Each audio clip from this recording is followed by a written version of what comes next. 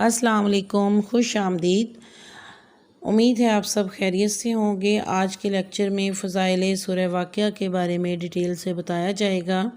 یہ سورت بڑی بابرکت ہے۔ اس کے متعلق حضور صلی اللہ علیہ وآلہ وسلم کے چند ارشادات کی روشنی میں اس کی تفصیل بتائی جائے گی۔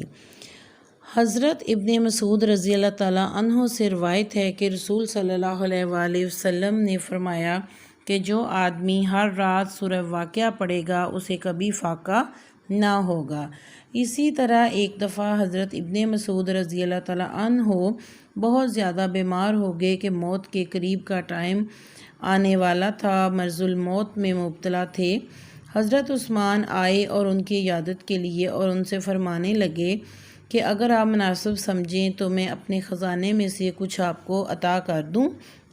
تو حضرت ابن مسعود نے فرمایا کہ مجھے اس کی ضرورت نہیں ہے۔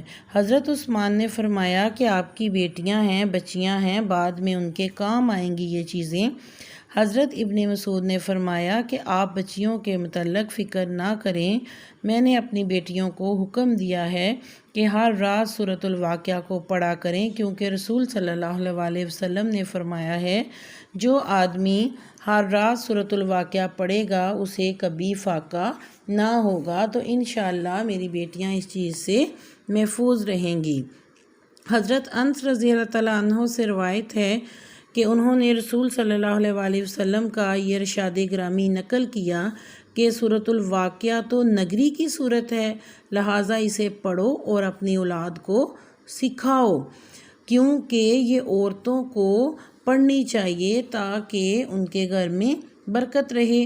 اور حضرت انس نے فرمایا کہ آپ صلی اللہ علیہ وآلہ وسلم کا حکم ہے کہ اپنی عورتوں کو سورۃ الواقعہ سکھاؤ، کیونکہ یہ تو نگری اور مالداری کی صورت ہے۔